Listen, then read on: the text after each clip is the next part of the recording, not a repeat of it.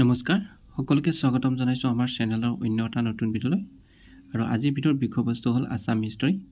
আসাম হিষ্টৰীৰ ওপৰত কেইটামান গুৰুত্বপূৰ্ণ কোৱেশ্যন লৈ আহিছো আপোনালোকৰ বাবে। গতিকে ভিডিঅ'টো আৰম্ভ কৰোঁ।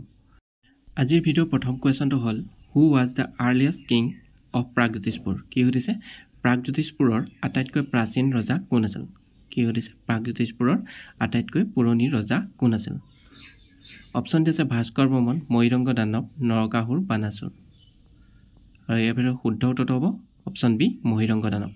প্ৰাগজ্যোতিষপুৰৰ আটাইতকৈ পুৰণি ৰজা আছিল মহীৰংগ দানৱ।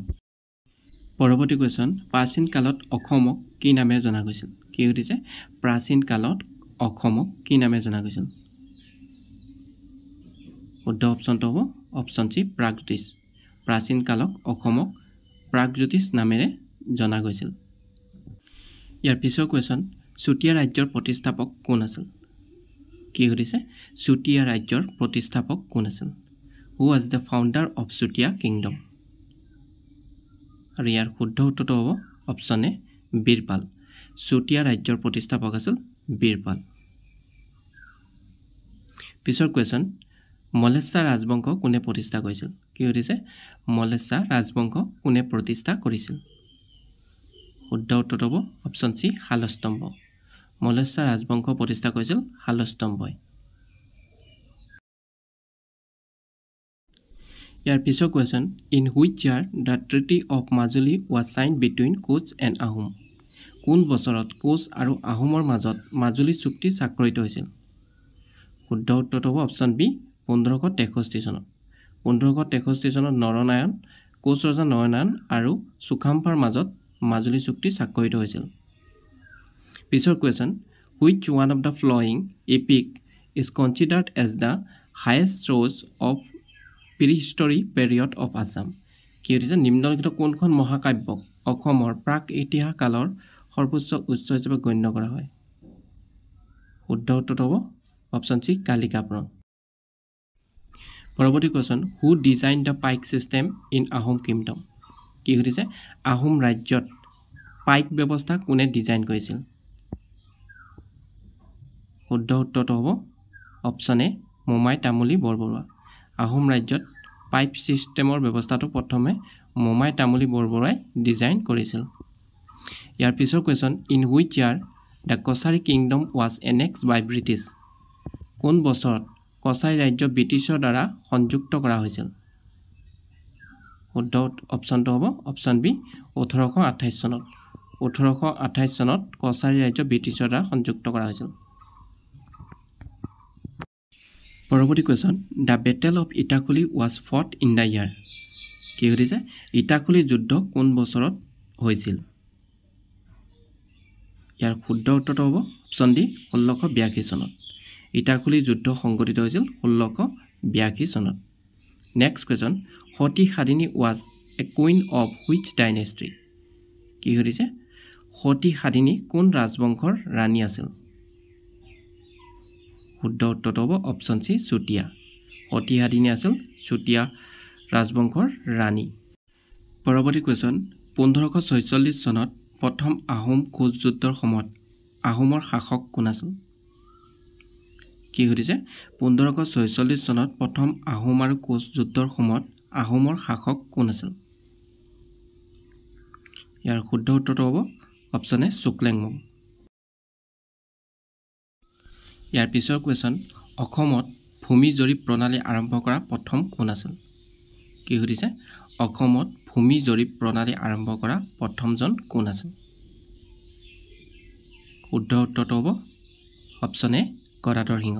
অসমত ভূমি জৰীপ প্ৰণালী আৰম্ভ কৰা প্ৰথমজন আছিল গদাধৰ সিংহ। নেক্সট কুৱেশ্যন প্ৰথম বৰগোহাঁই কোন আছিল?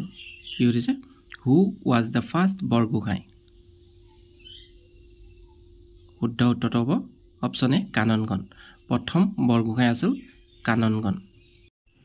পৰৱৰ্তী কুৱেশ্যন নৰকাসুৰে কোনটো ৰাজবংশ প্ৰতিষ্ঠা কৰিছিল?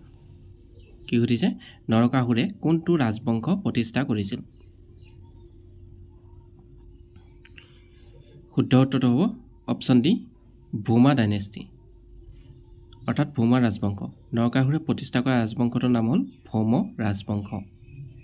Next question which dynasty coins were known as Narayani কি সুধিছে কোন ৰাজবংশৰ মুদ্ৰাক নাৰায়ণী বুলি জনা গৈছিল শুদ্ধ উত্তৰ হ'ব অপশ্যন বি কোচ কোচসকলৰ মুদ্ৰাক নাৰায়ণী বুলি জনা গৈছিল নেক্সট কুৱেশ্যন নিম্নলিখিত কোনটো কামৰূপ ৰাজ্যৰ প্ৰথম ঐতিহাসিক ৰাজবংশ কি সুধিছে নিম্নলিখিত কোনটো কামৰূপ ৰাজ্যৰ প্ৰথম ঐতিহাসিক ৰাজবংশ শুদ্ধ উত্তৰ হ'ব অপশ্যন সি বৰ্মন ডাইনেষ্টি বৰ্মন ৰাজবংশ হ'ল কামৰূপ ৰাজ্যৰ ঐতিহাসিক ৰাজবংশ নেক্সট কুৱেশ্যন প্ৰাক ইতিহাস সূত্ৰ অনুসৰি নৰকাসুৰৰ মাতৃ কোন আছিল কি সুধিছে প্ৰাক ইতিহাস সূত্ৰ অনুসৰি নৰকাসুৰৰ মাতৃ কোন আছিল শুদ্ধ উত্তৰ হ'ব option A Dharitri next question who wrote the Tungkhungia Buranji কি সুধিছে কোনে লিখিছিল তুংখুঙীয়া বুৰঞ্জী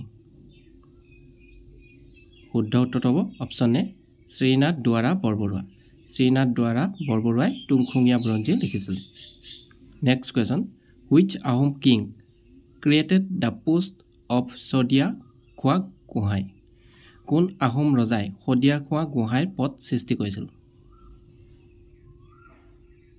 শুদ্ধ উত্তৰ হ'ব অপশ্যন এ চুহুংমুঙে শদিয়া খোৱা গোহাঁইৰ পদটো সৃষ্টি কৰিছিল next question when did Ahom entered into the Brahmaputra valley কি সুধিছে আহোমে কেতিয়া ব্ৰহ্মপুত্ৰ উপত্যকাত প্ৰৱেশ কৰিছিল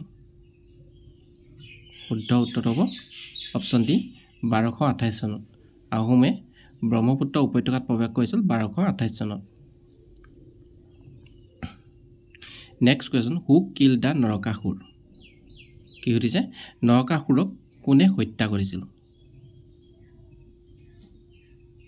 শুদ্ধ উত্তৰ হ'ব অপশ্যন বি শ্ৰীকৃষ্ণ নৰকাসুৰক হত্যা কৰিছিল শ্ৰীকৃষ্ণই ইয়াৰ পিছৰ question what were the shape of Ahom coins কি সুধিছে আহোমৰ মুদ্ৰাৰ আকৃতি কি আছিল শুদ্ধ উত্তৰ হ'ব অপশ্যন বি অক্টাগনেল অৰ্থাৎ অষ্টাভুজাকৃতি আহোম নেক্সট কুৱেশ্যন কুৰুক্ষেত্ৰৰ যুদ্ধত ভগদত্তই কোনফালে যুঁজিছিল কি সুধিছে কুৰুক্ষেত্ৰৰ যুদ্ধত ভগদত্তই কোনটো পক্ষত যুদ্ধ কৰিছিল শুদ্ধ উত্তৰ হ'ব অপশ্যন এ কৌৰৱ কুৰুক্ষেত্ৰৰ যুদ্ধত ভগদত্তই কৌৰৱৰ পক্ষলৈ যুঁজিছিল নেক্সট কুৱেশ্যন গুৱাহাটী দীঘলী পুখুৰীৰ সৈতে জড়িত কি সুধিছে গুৱাহাটী দীঘলী পুখুৰীৰ সৈতে কোনজন জড়িত তলৰ কোনজন জড়িত শুদ্ধ উত্তৰ হ'ব অপশ্যন সি ভগদত্ত গুৱাহাটী দীঘলী পুখুৰীৰ সৈতে ভগদত্ত জড়িত ইয়াৰ পিছৰ question Rukmini was the princess of কি সুধিছে ৰুক্মিণী ৰাজকুমাৰী আছিল মানে কি সুধিছে ৰুক্মিণী কোনখন নগৰৰ ৰাজকুমাৰী আছিল শুদ্ধ উত্তৰ হ'ব অপশ্যন এ কুণ্ডিল নগৰ বৰ্তমানৰ শদিয়া ৰুক্মিণী ৰাজকুমাৰী আছিল কুণ্ডিল নগৰৰ পিছৰ question in ancient times who was the king of Vidarbha কি সুধিছে প্ৰাচীন কালত বিদৰ্ভৰ ৰজা কোন আছিল শুদ্ধ উত্তৰ হ'ব অপশ্যন এ ভীষ্মক প্ৰাচীন কালৰ বিদৰ্ভৰ ৰজা আছিল ভীষ্মক নেক্সট কুৱেশ্যন কোনে অসুৰ ৰাজ্য শোণিতপুৰ স্থাপন কৰিছিল কি সুধিছে কোনে অসুৰ ৰাজ্য শোণিতপুৰ স্থাপন কৰিছিল